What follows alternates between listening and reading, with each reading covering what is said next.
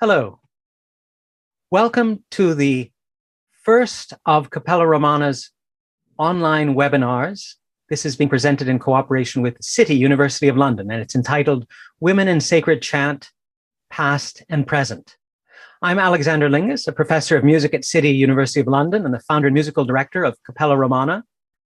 And it is my great pleasure to welcome virtually to City, we hope to have her someday actually in person in London with us, our moderator for this panel, Susan Ashbrook-Harvey, who is the Willard Prescott and Annie McClelland Smith Professor of Religion and History at Brown University, where she is also director of the program in Early Cultures. She specializes in Christianity of the Byzantine and Syriac traditions. Her scholarship has focused in recent years on women's religious singing in the ancient world. Susan. I'm delighted to be here. It's a great honor and a privilege to be here with our panelists and to be on this occasion brought together for Cappella Romana's newest album, which will be a collection of the hymns of the Byzantine nun and composer Cassia. So our program today will be in two parts. First, we will have about an hour where we will hear from our distinguished panelists, who I'm going to introduce in just one moment, each bringing a different expertise and a different contribution to our conversation.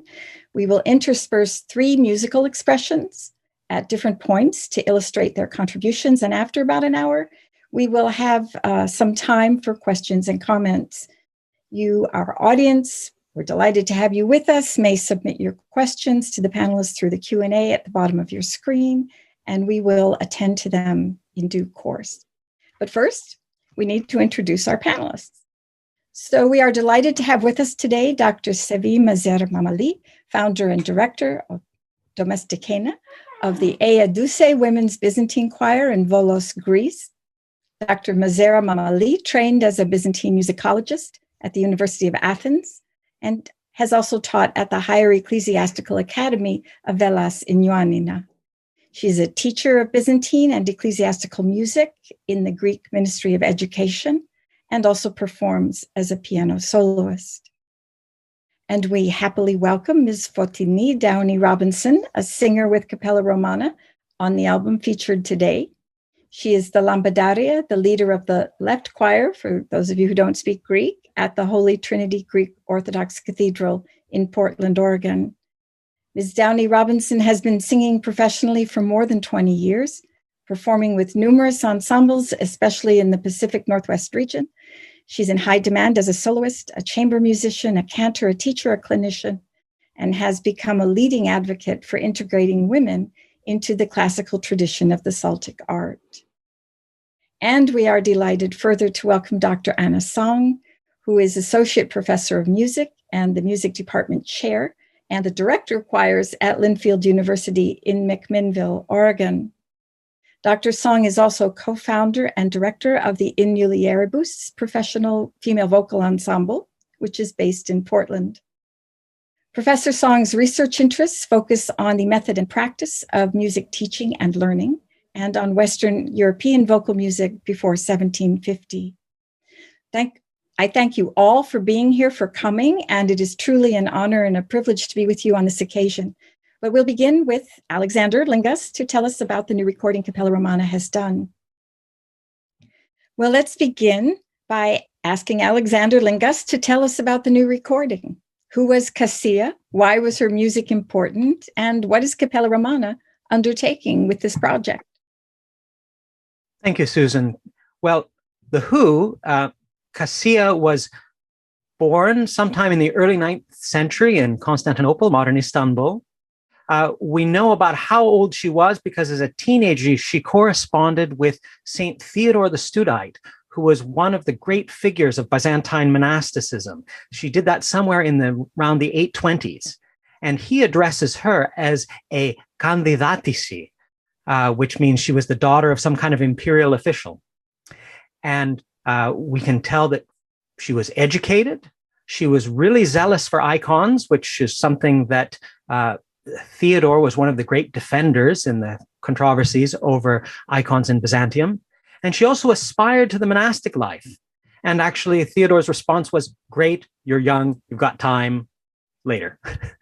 So we next pick up her story from a 10th century source, the Chronicle of Simeon the Logothete, who has a story about Cassia being at a bride show.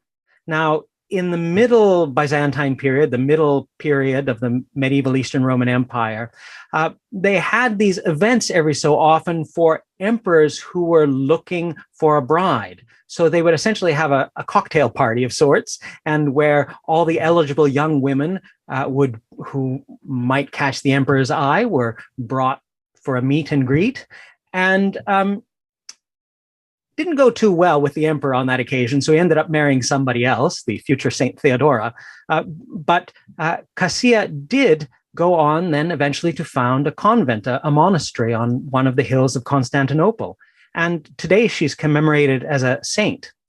Now, during her lifetime, she wrote both secular, or we might say more specifically non-liturgical poetry, sometimes in classical forms, and also hymns of two basic types for the Rite of Jerusalem. Now, although she was in Constantinople, the Rite of Jerusalem was making great inroads throughout the Greek-speaking and also Syriac and other adjoining worlds of the Christian church. And so she wrote two types of hymns. One, she wrote texts for pre-existing melodies. So she just wrote some words to fit pre-existing tunes. And then she also wrote texts for which she composed her own music. And those are called ideomela. That is, they have their own ideo melos, melody. And there are 49 hymns that have come down in the manuscripts that scholars think are plausibly attributed to her.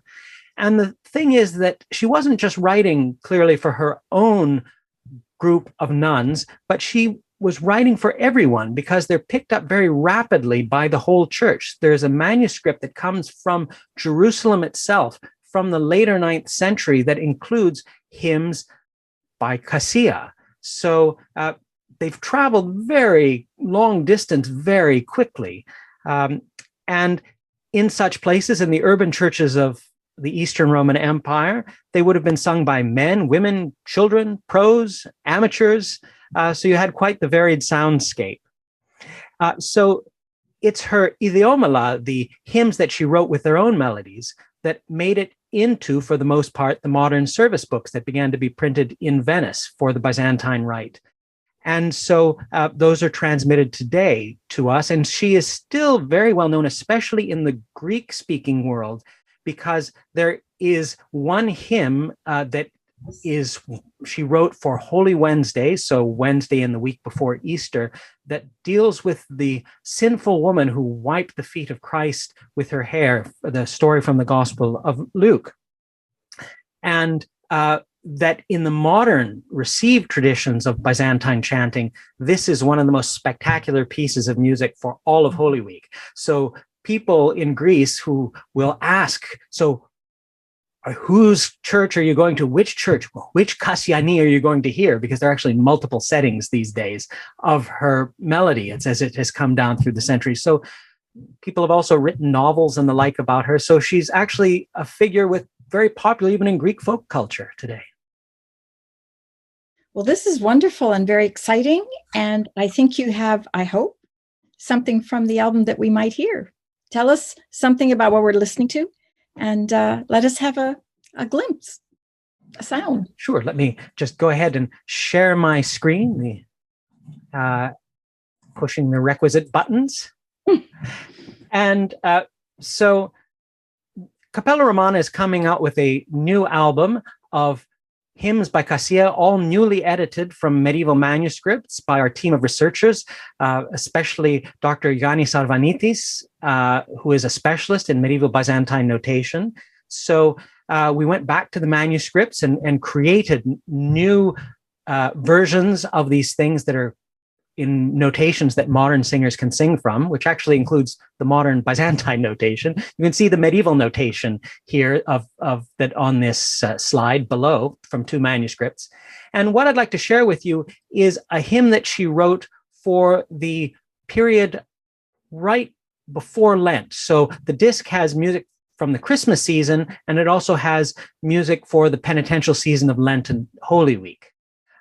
So this is a hymn for the Sunday of the Publican and Pharisee, the kind of warm up to the penitential season.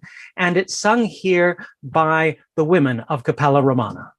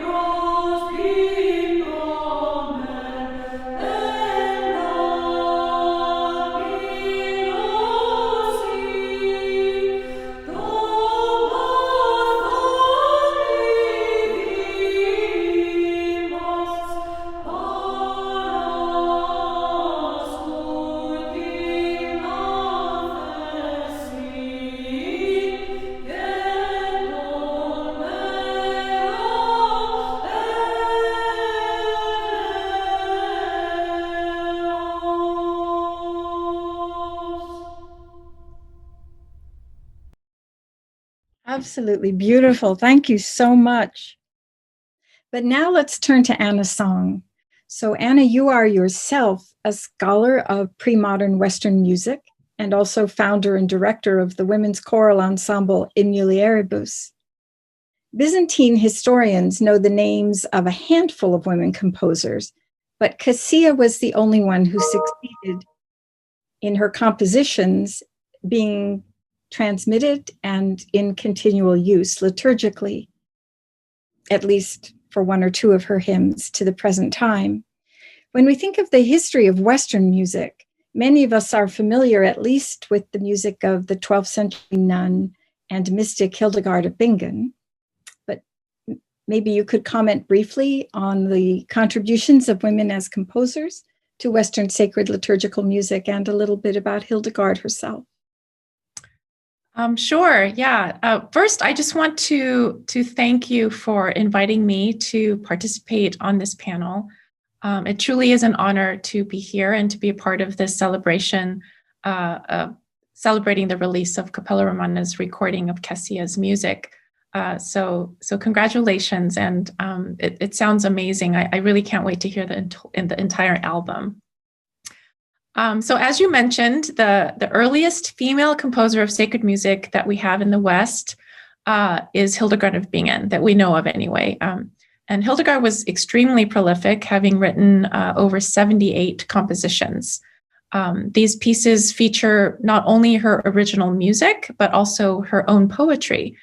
And these were written for liturgical use in the divine office.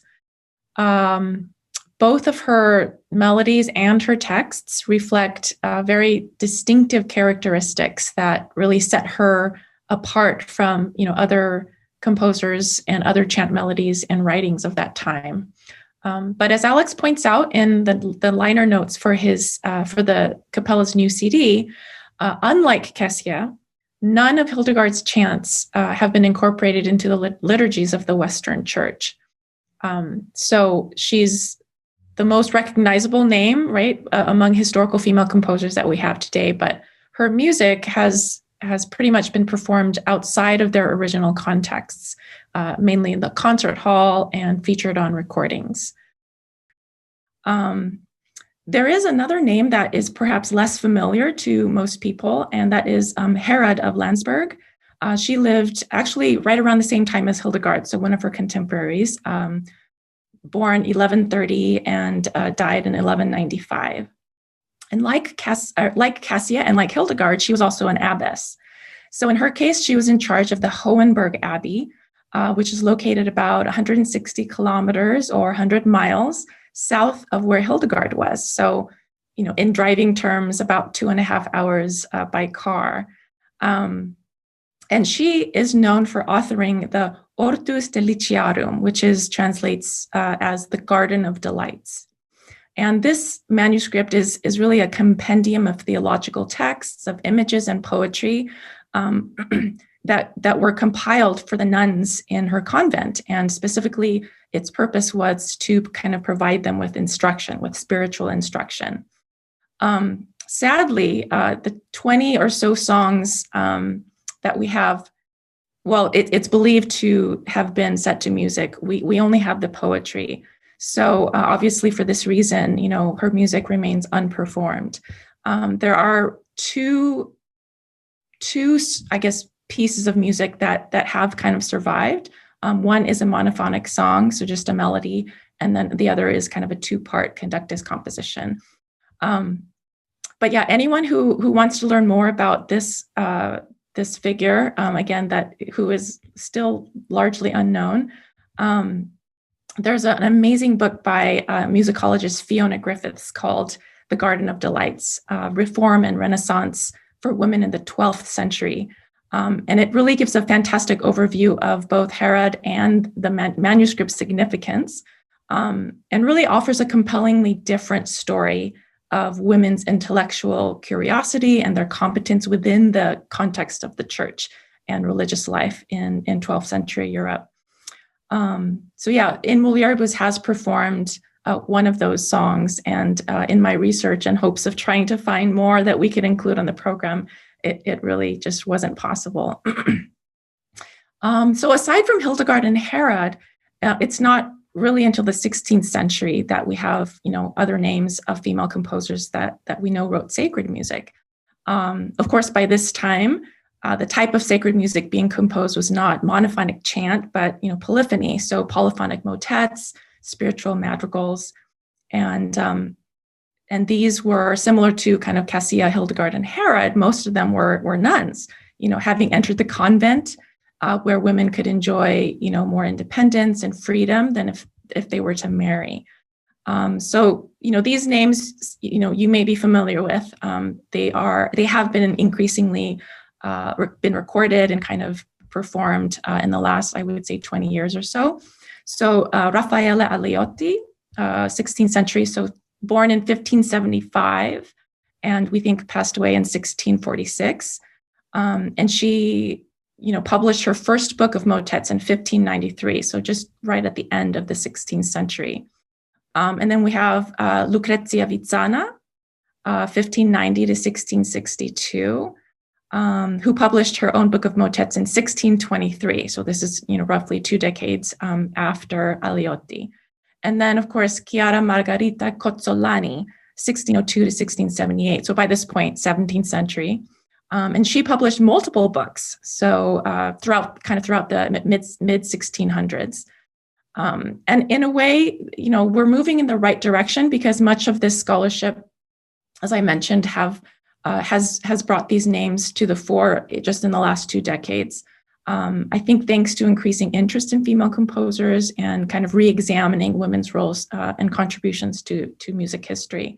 In fact, just a few years ago in 2017, British musicologist Dr. Laurie Strauss attributed a book of motets published anonymously, published in 1543, to someone by the name of Leonora de Este, who lived in Ferrara.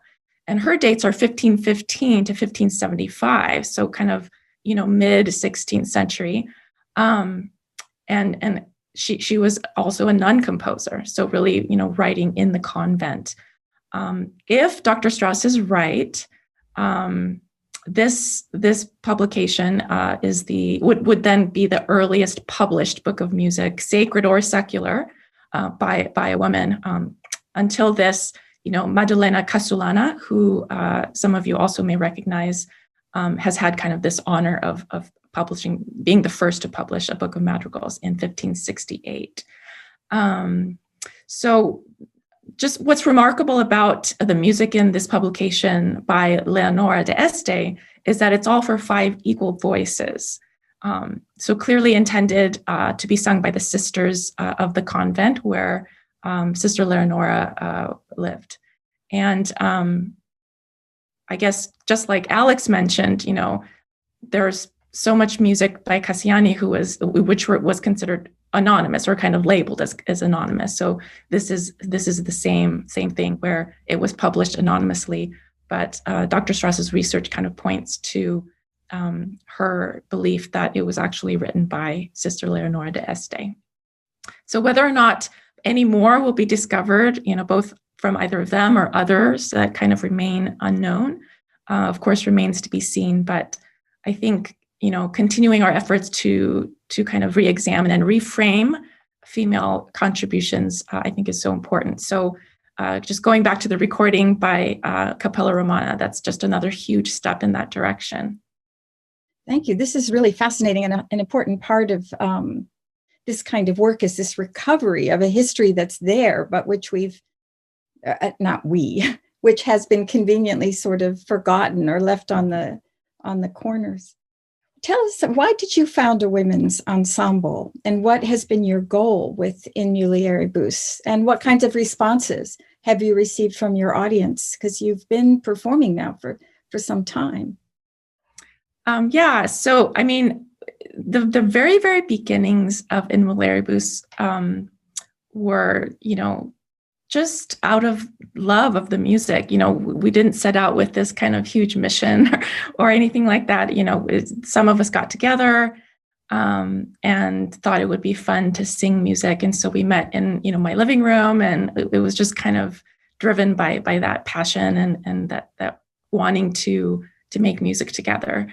But, over the years, we have increasingly highlighted female composers, really hoping to give them, more recognition, the recognition that they deserve, but also to kind of help change the narrative, little by little, that women have the narrative being that women have been absent when it comes to music making, or even that they're less capable as composers. I know this may sound shocking because even to me, when I kind of reflect on this statement, that music was considered beyond the intelligence of women.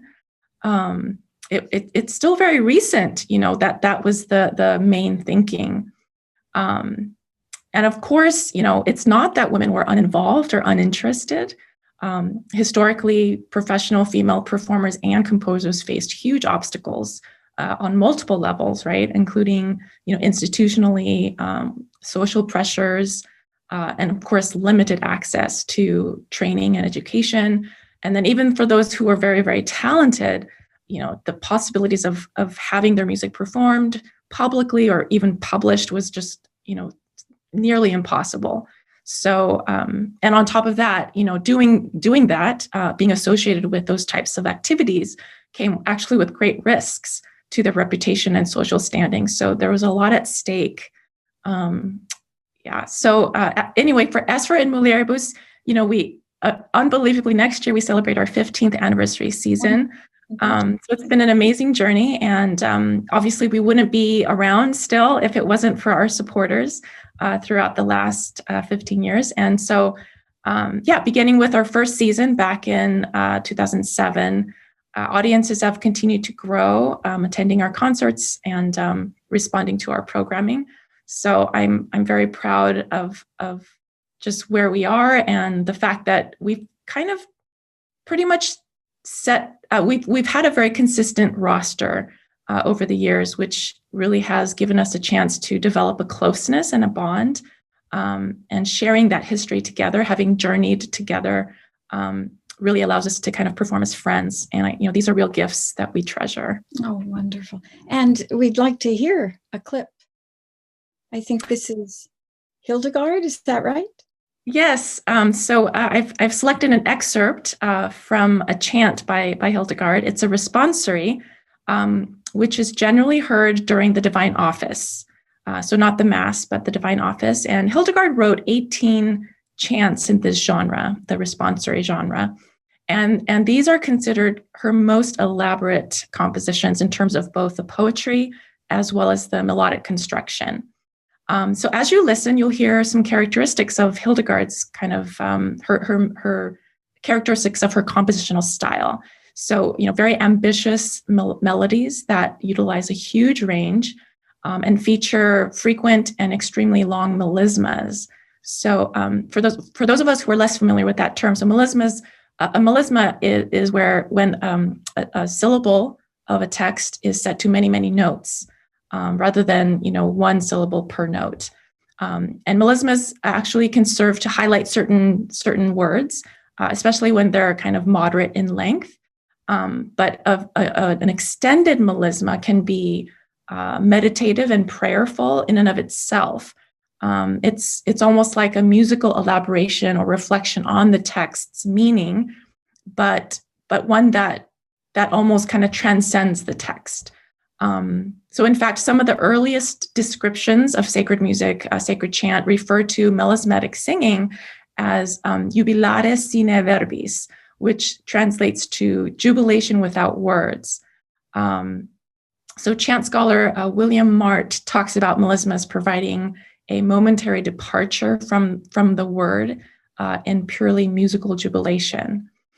So this particular chant, responsory, is titled O Clarissima Mater, and you can see the text here on this slide. And as you can read, the poem praises the Blessed Virgin Mary as healer, one who restores humankind and brings about life. So in this excerpt, you'll hear the bolded text, so the highlighted and bolded text sung first by soloist Hannah Penn, and then followed by the rest of us on the responsorial part, which is labeled R. And as you can see, it kind of returns 2 additional times.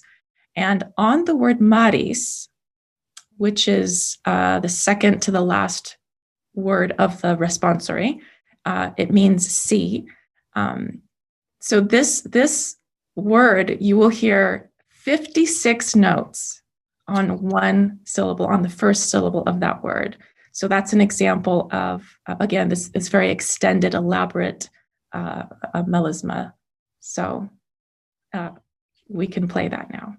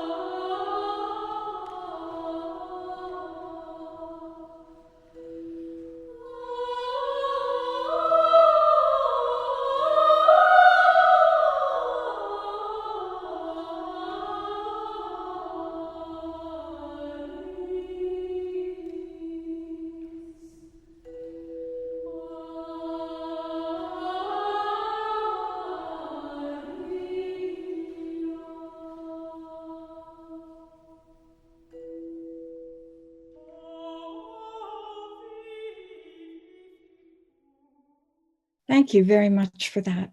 Thank you very much. Well, turning now to Sevi Mazera Mamali, as we have been mentioning now, all of us, these traditions have not been generous in preserving the contributions of women composers, or even of acknowledging that women have been performers of liturgical music in civic churches as opposed to convents. But Sevi, you really have been a pioneer in this in Greece now in these days, and drawing new interest to women as performers of sacred chant, as well as recovering this as a living tradition for the churches of the present. So please tell us something about your choir, Ea Duse, and what your challenges have been in offering this work, and what kinds of responses have you received to your choir? Dear Alexandra and Susan, first of all, I would like to thank you for the invitation to this special panel. I am truly honored. Congratulations for the organization, and I wish you all the best for the new CD of Cappella Romana. It was amazing, the sound. And Anna and Fotini, so glad to meet you and your beautiful choirs. So in the long presence of musical manuscripts of Byzantine music, we have three more names of women composers. So in memoriam, please allow me to simply mention them. So the Evyenu, η Κουβουκλήσενα and Domestikena, we have found written also her date of death at September 11th, 1260, at the dawn of the day, in a musical manuscript of Lavra Monastery of Mount Athos. Second is the Kalogrea chanter. We don't know her first name, but she's the composer of the Evlogisate, including a very nice kratima in a musical manuscript of 14th century of Kutlumoussi Monastery of Mount Athos. And also Klavas' daughter. We don't have her name, but we certainly know the Lambadarios of the Royal Church, Ioannis Klavas, as a great composer, lived in Constantinople from the end of 14th until half of 15th centuries. So the participation of women in Byzantine liturgical ceremonies in relation with the art of chanting is more than certain. In Byzantine times, women are identified as singers of sacred music. The terms related to the chanting women of the secular temples of Byzantium are Partheni, Aduse, as the name of my choir, Grapte, Myrophori, Askitirie, and Kanonike. In ancient Greek, ado is a verb meaning I chant. So aduse is the plural name noun of women who chant. The term aduse appears in Byzantine Empire through the writings about the choirs of Hagia Sophia of Constantinople from an anonymous writer in the late 8th century.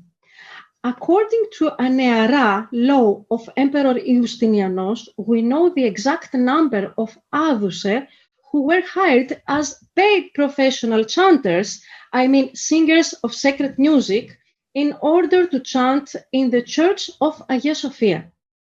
100 aduses divided into groups named askitiria were organized in a weekly system.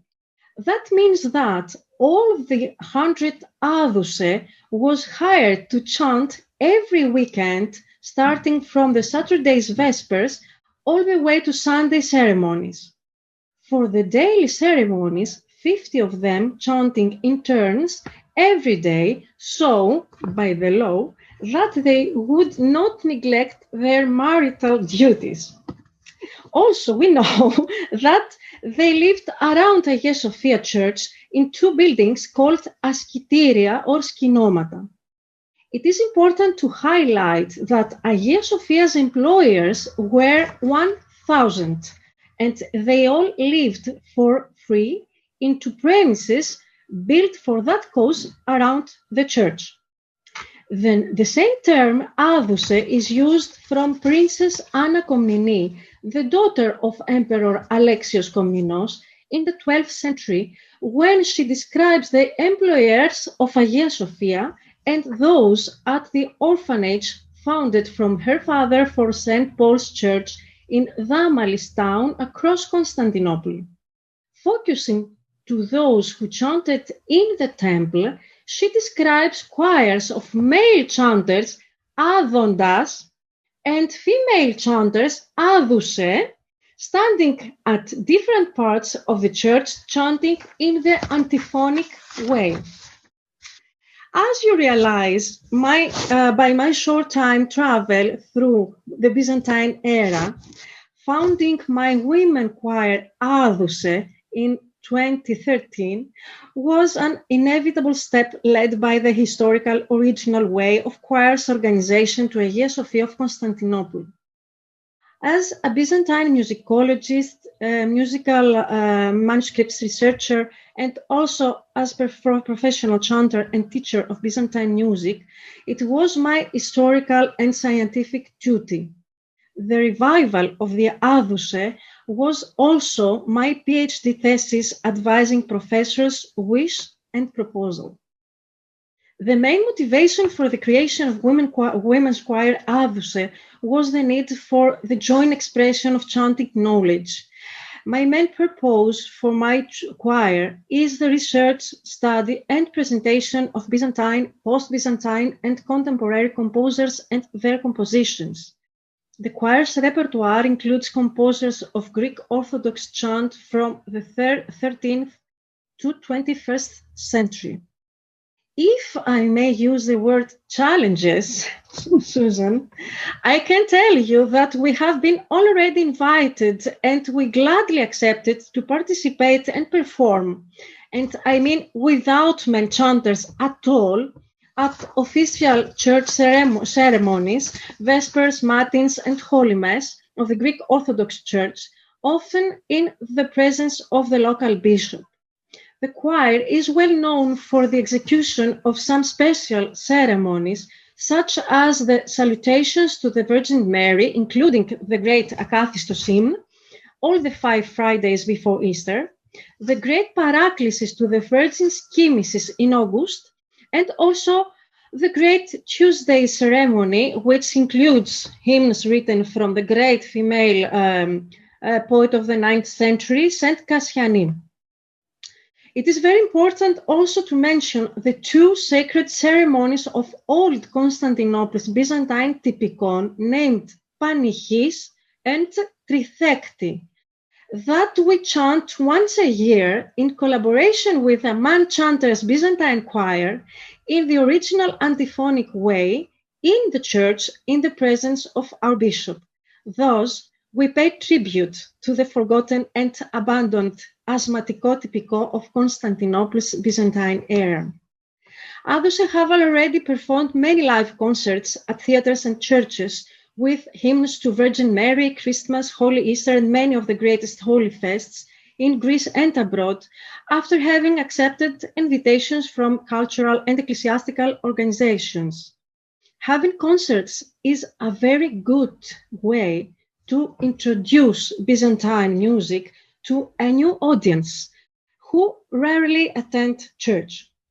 Great experience was our trip to Constantinople, invited to sing at the Zographio Foundation's theater, also visiting and chanting in a theological school of Chalki Island in the presence of, at the time, Chalki's Bishop Elpidophoros, the present Archbishop of the Orthodox Church of America.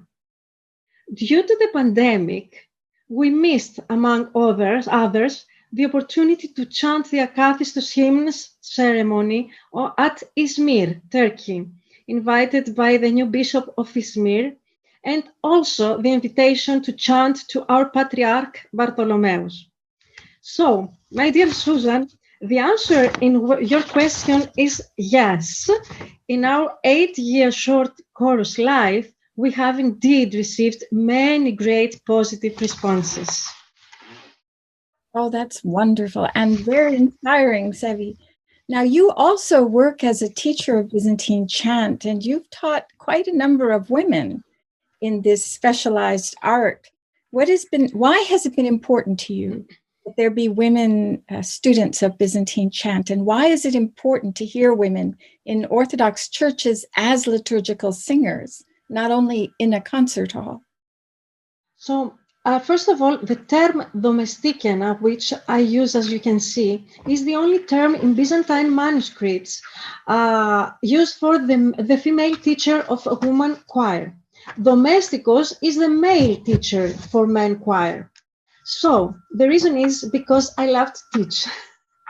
I feel very blessed to have the honor to teach this beautiful music, first of all to children, also to my students in the University of Higher Ecclesiastical Academy of Elauf Ioannina, to women from around Greece, I mean from Alexandroupoli to Crete Island, and other countries, I mean England, Estonia, Moldavia, Germany, Austria, Canada, and that is a large benefit of technology. Of course, the same goes for all the lady students from Volos, my hometown, who are more than 50 in different levels, including my beloved chanters of Ados Choir. I am also very proud of having organized here in Volos, at the Volos Academy of Theological Studies, the first international symposium of Orthodox women chanters and the first international festival of sacred music for women choirs in the honor of Santa Cecilia. It took place in November 2019, and it was an amazing meeting of more than 100 women chanters of sacred chant, actually only, from all over. It is very important to hear women in Orthodox churches as liturgical singers because it was exactly like that in Byzantine times. The very well organized chorus system of Hagia Sophia in Constantinople consisted of men choirs, women choirs, children choirs, and eunuchs choirs. Imagine the timbre of this ecclesiastical music. At least 4 octaves of singing music. Double isokratimata in the lower or even higher octaves. Imagine those different sound-colored lines of that unique vocal, monophonic, and strictly non-instrumental music, the Byzantine ecclesiastical music. As a Byzantine music teacher, I can assure you that the challenges of this work are exactly the same, regardless male or female. We are all owed to chant with great respect to the score. We must be able to read and interpret correctly the signs, the modes, the intervals, put correctly the isokratima, and feel the musical old thesis. We must study hard the repertoire of Byzantine and post-Byzantine composers. We must study hard and give respect to the sacred chant. All in all, we, all the chanters, male or female, through our voices, must help people pray. Much, and may we hear now a clip from Ehaduse? Yes, of course. I have chosen the famous, as Alexander says before, the famous hymn of Cassiani, but you can see a live performance of the ceremony of Holy Week. So it's this Doxastikon, it's chanted at the end of the liturgy. And it's written by Cassia nun, okay. And it's the Aduse singing.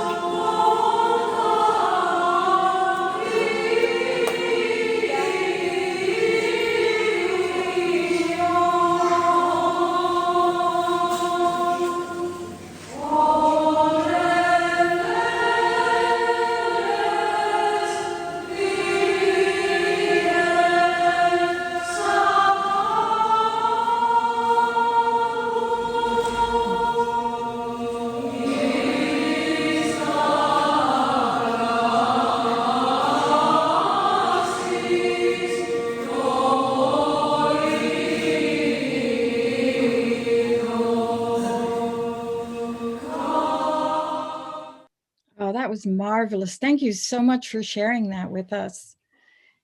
And it's a great joy now to turn to Fotini, who sings with, we just heard your voice already in the earlier clip from Cappella, but you have bring many also from the music that Anna has been sharing with us.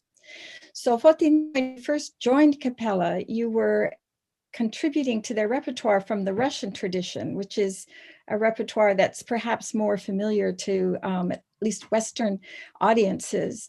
When you began to learn Byzantine chant with Cappella, what was that experience like for you as a professional singer, and what were your challenges? Yeah. Well, first of all, I'd just like to echo Sevi and Anna and say thank you so much, Alexander and Susan, for inviting me to be on this panel. This is a subject that is very near and dear to me, has been for a long time, and especially as a teacher with a lot of female students, I can attest to the fact that there are many women who have become interested in doing chant. Most of my students are from the Byzantine tradition, but there's so many women out there who are really eager to have representation and to have these kinds of conversations. So thank you to Cappella Romana, and thank you to everyone here on this panel and to everyone joining us today for allowing this conversation to happen. Yeah, so I've been singing with Cappella Romana since 2007, so that's, gosh, almost 15 years ago now. And as Susan, as you mentioned, I started singing with Cappella as one of the pool of professional Western trained musicians here in the Portland area that would be brought on for various kinds of projects with all the requisite skills you might imagine for being in the professional singing loop. At that time, I had no personal connection with Eastern Orthodoxy. I was raised Protestant and had kind of done a number of things and had sung as a substitute and as sort of the hired help in a number of different traditions.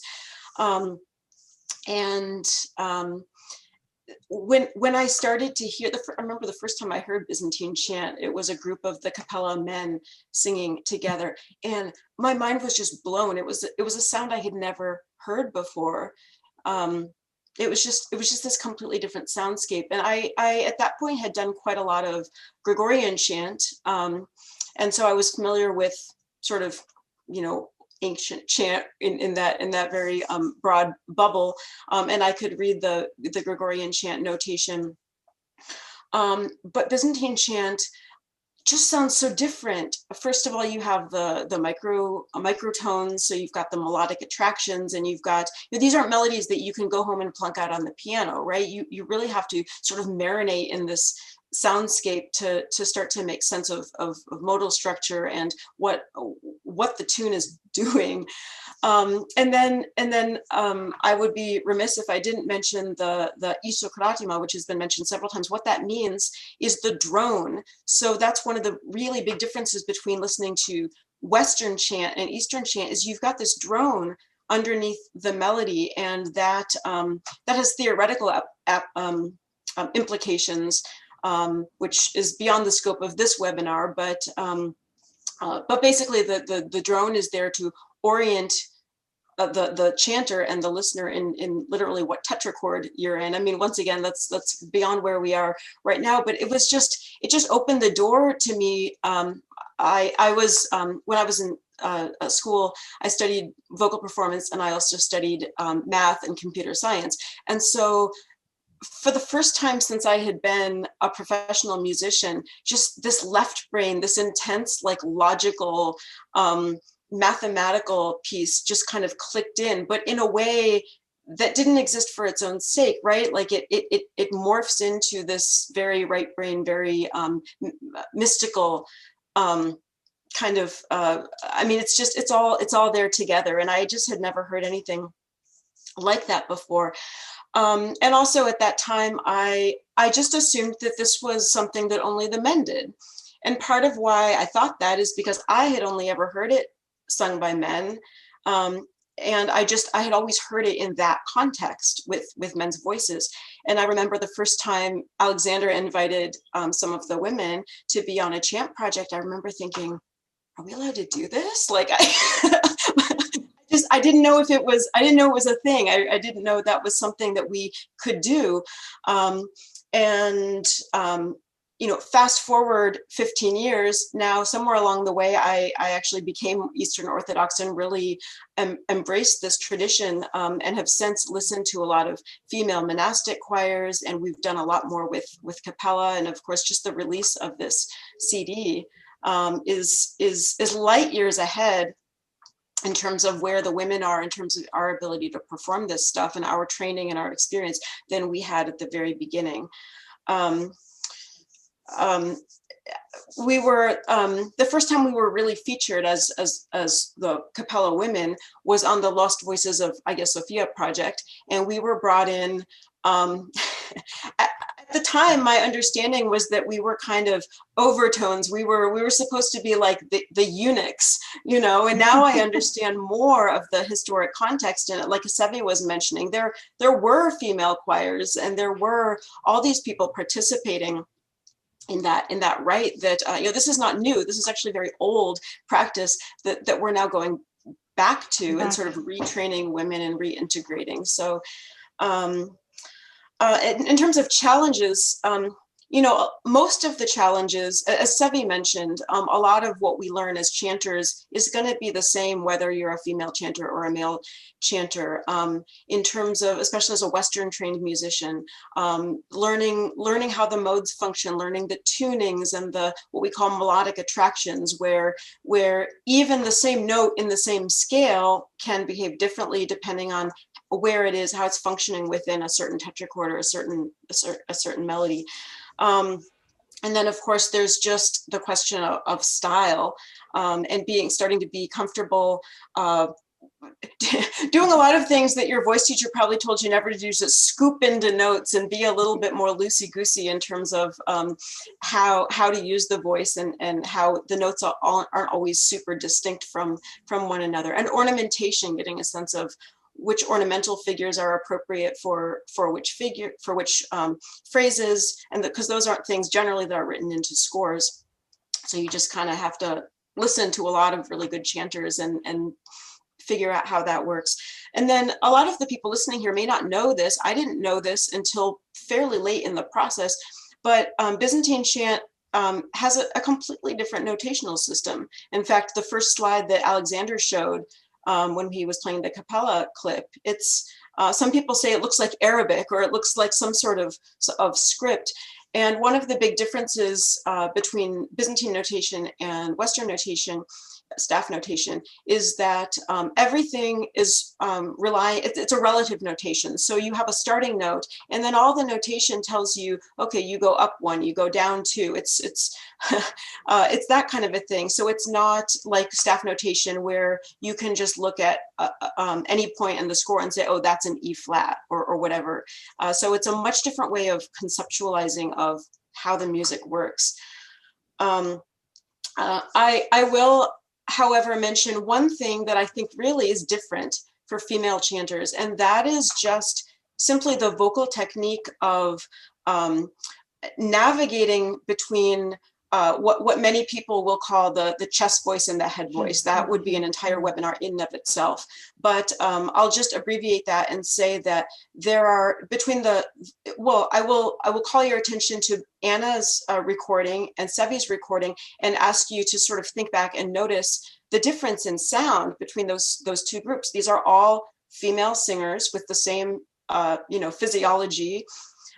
But the sound was completely different, and that has a lot to do with range. So we actually use different musculature, different muscle groups are dominant between that really powerful sort of lower range that you hear that's more characteristic of Byzantine chant, and that higher, really resonant, sort of sparkly, kind of angelic sound that we heard from In Mulieribus. It's all the same voice. It's just a question of how are you, how are you using that musculature to get the sound you want? And as women in Byzantine chant, we're constantly having to negotiate that in a way that men don't generally have to do, because most of where things are pitched are in a more consistent range for the men. And so that's why I think females in general sometimes get told, well, you sound like a classical singer, or you sound too high, or you sound too whatever. I mean, we've all heard all these things, but I think that that's something that's really different, and that's a significant consideration for women who are chanting. And so yeah, in terms of what it was like to come into the tradition and what the challenges are, those are definitely the things that I would mention. Those are really helpful. Thank you very much. And just one final question to pose to you. Alexander mentioned at the beginning, Cassia did not compose her hymns only for the nuns of her convent, and her music was performed in other monastic communities, but also in churches and in chapels, what are sometimes called secular churches or civic churches, from Italy across to the Middle East, wherever the same liturgical rite was performed. And Cappella Romana honors this with this new recording of Cassia, which includes mixed choirs of men and women. And I wondered what that experience was like for you as a female performer, and as someone who's now an active church chanter. What has been the response of your parish to having you there in the chanter stand? Yeah, that's a really great question, and I'm not entirely sure I know the answer to that. And the reason being that as church musicians, we don't always get a whole lot of feedback from the parishioners. We're there doing our job, and the parishioners come and have their worship experience, and there's not always a whole, and especially since we've been in this period of COVID, and there just haven't been that many people there, although thankfully that's starting to change now. I was terrified when I started working at the church for a number of reasons, but I felt like I had a number of strikes against me, in the sense that I was not Greek. I did not grow up Orthodox. I'm a female. I felt like I was kind of late to the party in terms of learning the tradition.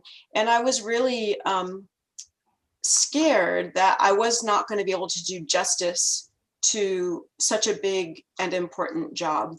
And I know for a fact that there were a few people in the parish who were really skeptical, once again, probably for a lot of those same reasons, and partially because I was a woman and I wasn't Greek, right? But I'm happy to say that those people who were the most skeptical have kind of come around and have accepted me, and have even come to appreciate my service. And some of those people have actually become some of the people who do approach me afterwards and say, I'm really happy you're here, and I'm really happy you're doing this.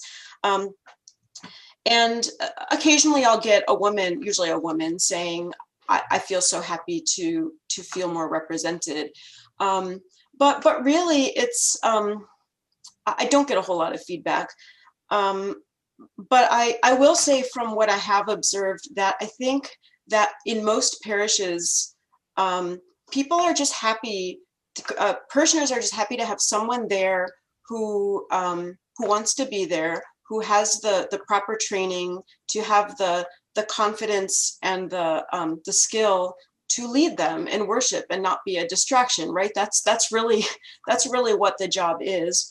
And I think that as the years go by, and as more and more women become trained,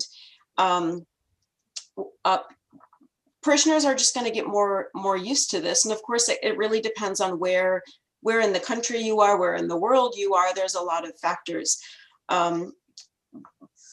But it's singing in a church, as many of us do. It's this really interesting tightrope, this line that you have to toe between showing up and being prepared and being confident and knowing what you're doing, but at the same time, not making it about you, not making it about your ego, not being so stuck in what you prepared and how you prepared that you can't be adaptable to whatever might happen. Maybe your protos, your leader, your boss we'll say, oh, okay, well, you know, there's a baptism at 11:30, and so we're going to have to do these short versions of, and you've prepared the long versions, right? Like, you just have to say okay and do the best you can, and not, you know, and so it's all about sort of balancing the prayerful and obedient part of the job with your own preparation. Right. So I think that's a really unique part of doing what we do. So yeah, once again, I think that women are going to have more and more of a place at the Chanters stand as we are able to receive training, and there's more of us who can support each other and who can you know, who can do the job. I will also say, because I think it's important to mention here, that historically, female chanters, I mean, you've had men's choirs and you've had women's choirs. And increasingly now in parish practice, out of necessity, you're going to have men and women chanting together, either literally together at the same time, or like in my parish, we've got, well, right now we're still 2 solo chanters out of necessity with COVID, but we're a man and a woman chanting antiphonally usually, but we have to pick a key that works for both of us, so we're not constantly you know, bouncing back and forth between tonal centers. And so that's something, that's a subject that I'm really excited about, and everybody who knows me knows that I love to talk about this, because this is going to be a unique challenge in contemporary practice that men and women are going to have to work out together, because that means that women are generally going to have to chant higher in their range than they would if they were chanting together with a choir full of women, where typically you would pitch things probably about a 4th or a 5th down from where the more standard pitching is for men. So once again, I could talk for another hour about that, but we are out of time. But did that answer your question, Susan?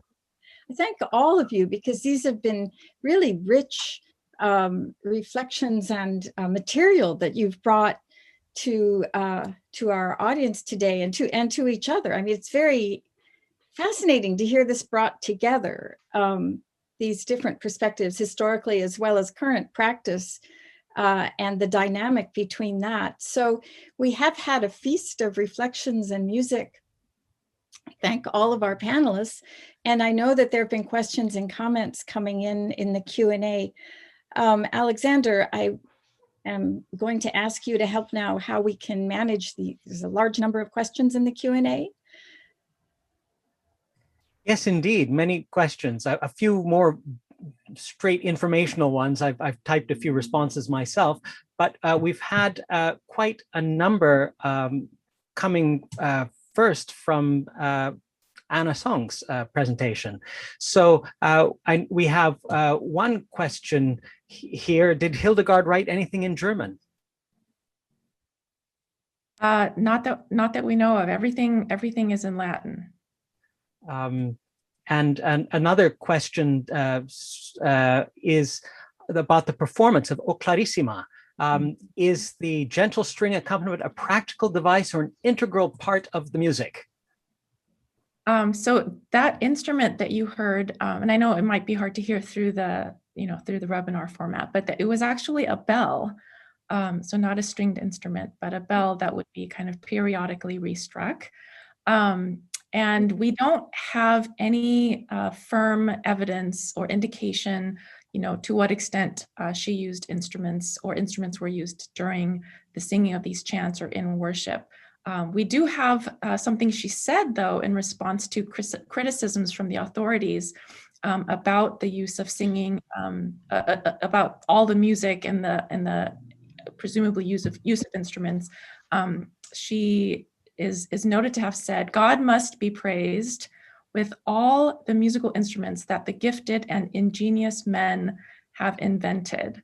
So, it's not out of the range of possibilities that instruments may have been used. But in our case, we decided to use the bell just for performance reasons, given the length of the chant, to kind of help kind of center us and, give us that kind of basis from which to kind of allow the melody, her melody, to float above. Unmute myself. Great, thank you. Here's one question that is for everyone, I guess. Can any of the panelists talk about the role of improvisation in the formation of women's compositions for liturgy and sacred music?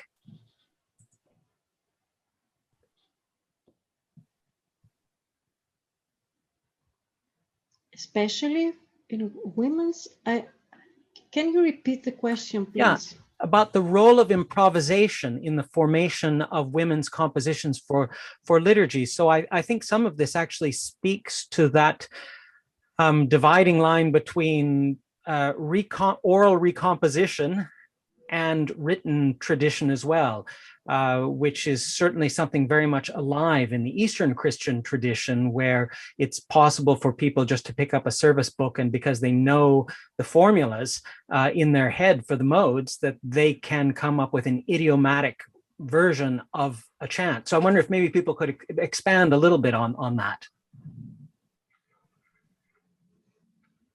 Yeah, I'm wondering if the question is asking specifically how improvisation informs compositions.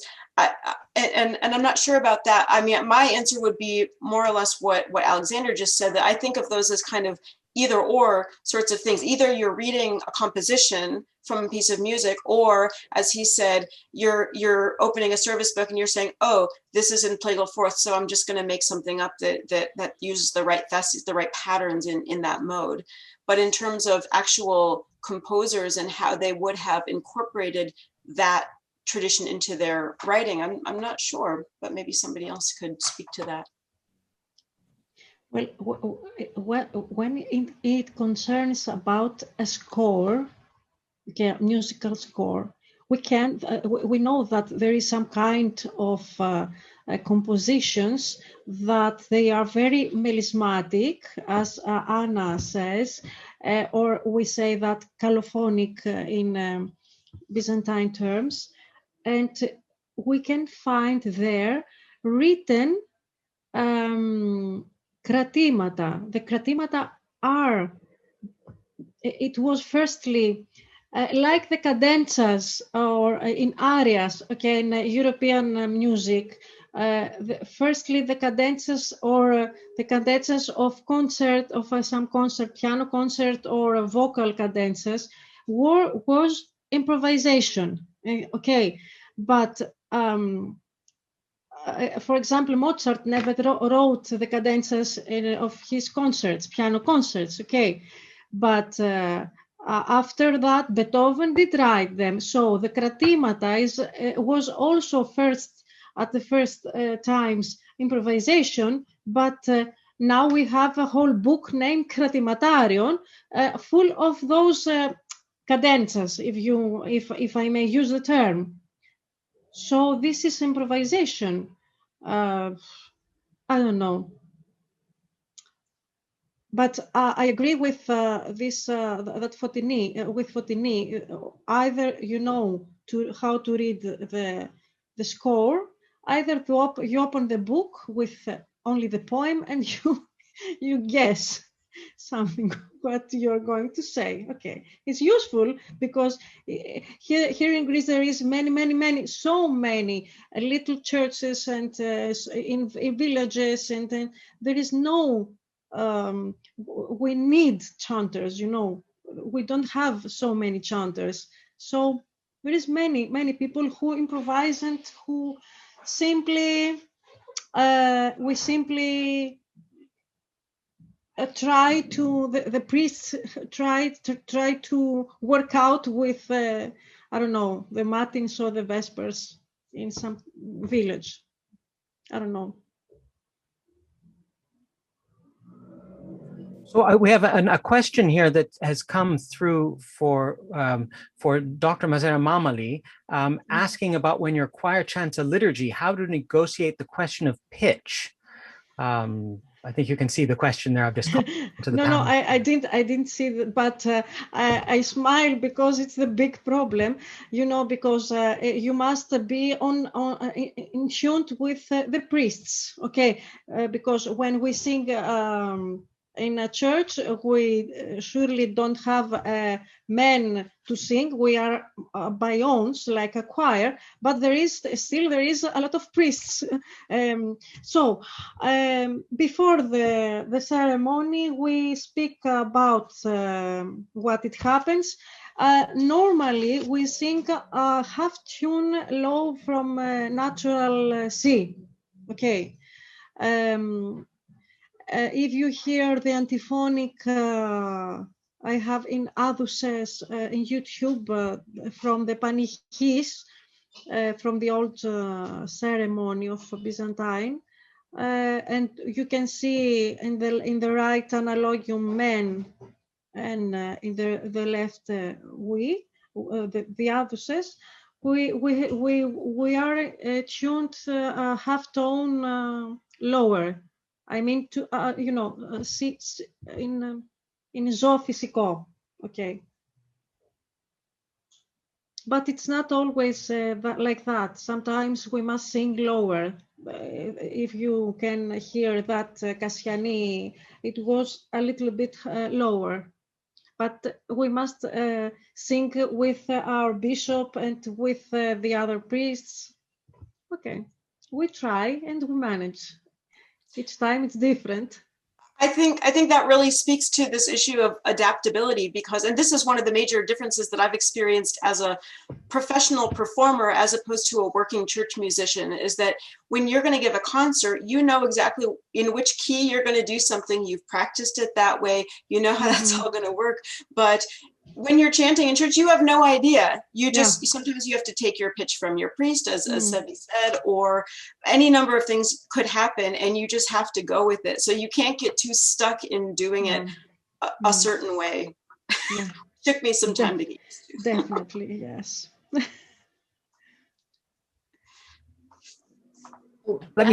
Yes, please, Susan. I couldn't hear what you were saying. So let's someone asking actually about the question of pitch concerning range. I remember seeing Hildegard chant written in tenor clef. Was that because it was transcribed by a male musicologist? I've studied the music of India, where classical music is sung in chest voice, where they speak. Only light music used in Indian films is sung in head voice. In which octave do we think Hildegard's music should be sung? From Joan Conlon. That applies to Byzantine chant probably too. We have high versus low pitch again. I don't know if Anna can address that. And she's been there. Yeah. Hi, sorry, I somehow got booted off. Can you hear me? Yes. Okay, can you repeat the question? Because I was trying to get on when I think the question was being read.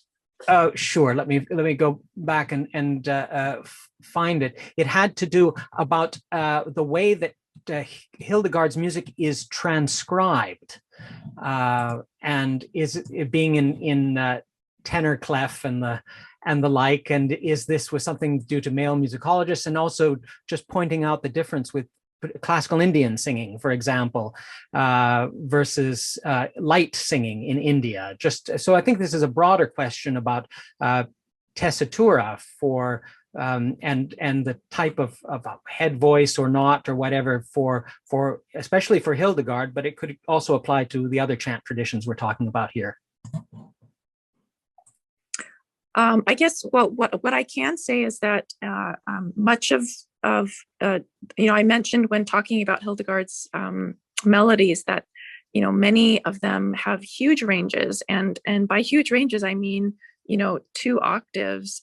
There are even some that get close to 3 octaves. So given that, and given, where her music was performed, for the convent sisters, that the question of, where we see it notated now in modern notation is yes, the product of kind of editors or modern day, that those transcriptions. But as far as, who sang them, I mean, we're definitely led to believe that they were sung by females, by women in the convent.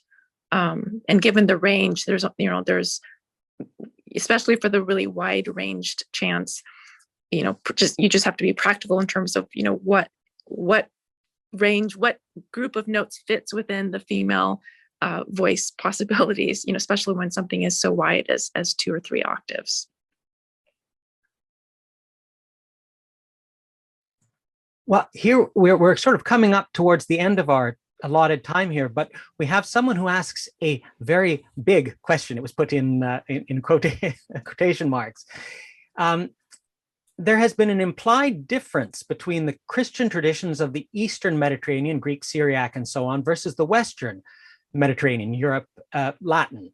What would the experts here say about the reasons for this difference? Is there a difference in cultural approaches to gender between these regions, or is it a difference in cultural approaches to clergy versus laity? For example, the lay congregation is more integrated in the East. Another explanation or way of thinking about this? That is a big question. As the non-musicologist on the table, I would just say that there are very different histories. We cross centuries in the material that we've covered this afternoon. And if you were living in the Byzantine Empire, or if you were living in Germany or France or England, I mean, there were different histories happening around you. And so some of the difference is that one is in a different place. But as the churches became more separated in their developments, as Western Europe fell out of the Roman Empire and had a separate history, as it became difficult to communicate because you weren't part of the same empire anymore, these things developed locally or more regionally, without necessarily having the opportunities for people to interact. And I know as a non-musician, when I was first hearing and encountering Byzantine chant, not only Byzantine, I work also in Syriac, and just discovering that the musical traditions are distinct for all of these. They're wonderful, they're rich, and they're different. The scales are different, the intervals are different, the traditions of how you sing and who sings together, all of those things are different. I tell my students sometimes, this is a place to see the real treasures of religion, is when you encounter the music of the different churches, the different traditions, the different parts of the world. So we're not intending to imply here some kind of hierarchical difference, but genuine difference, and appreciation for how the traditions, when they could interact, did interact. And as musicians, all of the people around this panel, it's always fascinating to learn from other skilled singers and appreciate the beauty of the tradition in which they work. Yeah, I can agree more. Yeah, if I might, just because, again, some of it is that we're dealing with such large areas of geography and a long span of time. And even within the Eastern Roman Empire, even at the same time, you might have different traditions going on in different places, or even the same city. I mean, we talked about how Cassia or Cassiani, she wrote for the Rite of Jerusalem, but if you went down the street, you could go to Hagia Sophia, where a different form of worship that was being done that integrated its singers in a somewhat different way. It consisted of psalms and refrains and congregations adding things in. So these things sometimes, they coexisted. And then we have massive social changes too, with things like conquests, whether it be by the Arabs, the Persians, the Franks, the Normans, whoever it might be. So if we're talking about the sort of united Mediterranean late antique world, that's sort of one thing, and then things are different as they are today across even the Eastern Orthodox Church, from Moscow to the Middle East, to say nothing of North America. But even in Greece, it is a very small country. But even in Greece, in the history of Byzantine or Psaltic art, ecclesiastical music, we have very distinguished local traditions. No, it at the post-Byzantine times, we have chanting explosion, I can say, a renaissance in chanting in Crete, because they was under the Venetians, how do we say Venetians, occupation. So we have a very very beautiful local tradition in Celtic art in Crete. Also, we have a different tradition in Cyprus. Also, later we have in Asia Minor, we have a chanting art inspired by more Oriental music ornaments, even in Greece. So imagine what happens in a great empire. So even if in Rome they start from the same point, and for some decades or more, they sang at the same modes. It was very normal to change that according to the historical changes, as Susan mentioned. So it's very normal to have different local traditions, I could say, from the same music. Yeah. I'm so conscious that things could be local in the Byzantine or Middle Ages because people of the issue of communicating. And today we have been able to come together from the West Coast of the United States to the East Coast, to Britain, to Greece. And we have all been on this screen. It's just been such a joy and an honor to be with all of you. I thank you so much for the wonderful material you brought and shared today. Alexander. Mm-hmm. Yes, I'm so grateful to you, Susan, and to all of you, our wonderful panelists, for inaugurating Cappella Romana's new initiative to go out into the world with not only concerts and recordings, but webinars and these sorts of educational and scholarly events. I just want to note that this webinar will be recorded and it will be available, and there will be future events coming up, so please keep a lookout. Some people asked in the chat about musical scores. Well, that's in the works too. We are hoping to work towards a new edition in Byzantine and staff notation of the works of Cassia from their medieval sources.